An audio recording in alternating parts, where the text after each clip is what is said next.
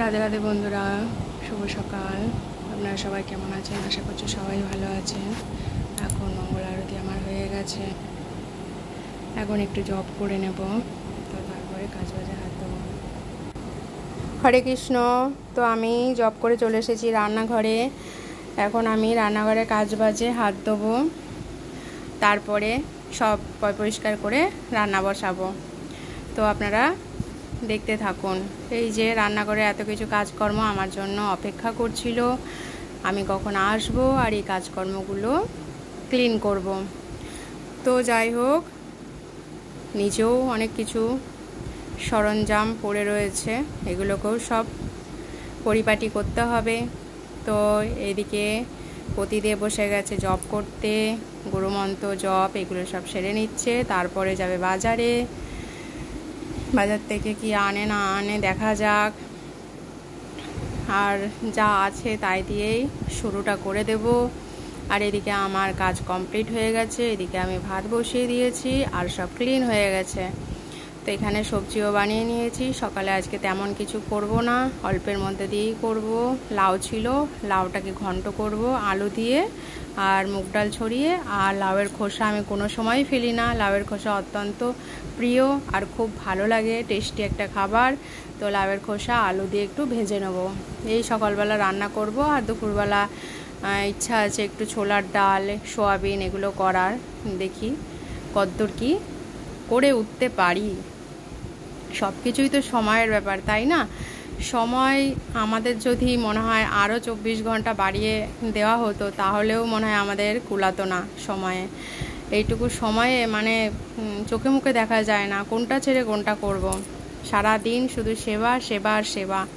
তো যাই হোক, সেবার মধ্যে থাকতে খুবই ভালো লাগে, কোনো কষ্টই মনে হয় না। তো এখানে একটু চাউমিন করে নিয়েছিলাম, যেহেতু মেয়ে স্কুলে যাবে, ওর টিফিন ভগবানকে দিয়ে সেটাই প্রসাদ করে নিয়ে যাবে। আর এইদিকে রান্না হয়ে গেছে, আর কটা কর্ন ছিল, সেই কর্ন ছড়িয়ে দিয়েছিলাম। কর্নগুলো এত শক্ত, প্রেশার কুকারে সিটি দিয়ে নিয়েছিলাম, তাও সেদ্ধ হয় না।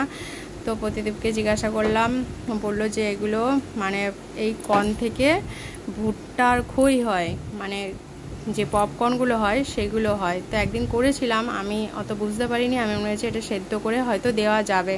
তো দেখি ওটা শক্তই রয়ে গেছে, তবু ভালো লেগেছে খেতে, যেহেতু কুকারে একটু সেদ্ধ করা হয়েছিল।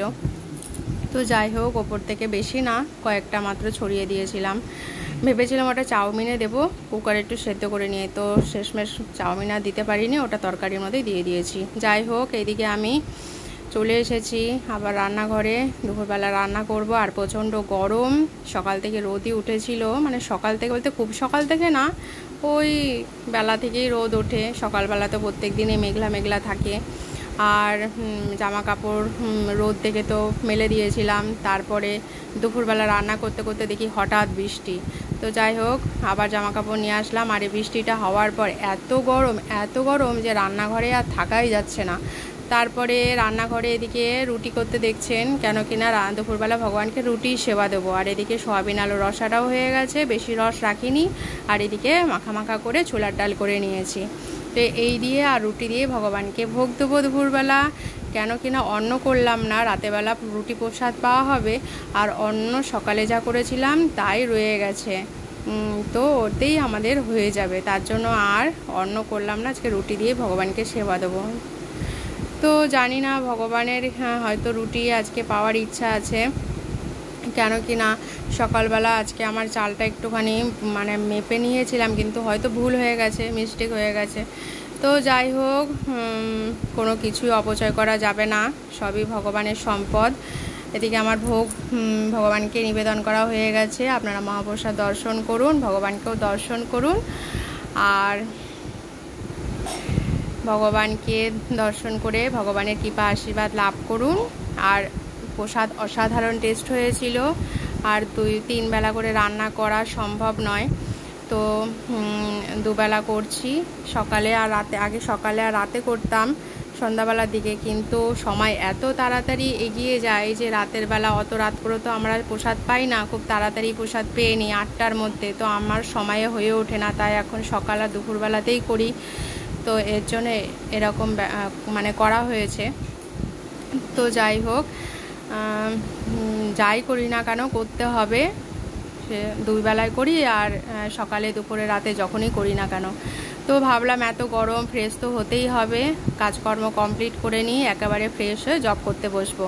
তো আমার রান্নাঘর পুরো ক্লিন হয়ে গেছে, বাসন কোসন সব মাজা ধোয়া হয়ে গেছে, আর এইদিকে মেয়ে সন্ধ্যা লাগিয়ে দিচ্ছে। হরি বল।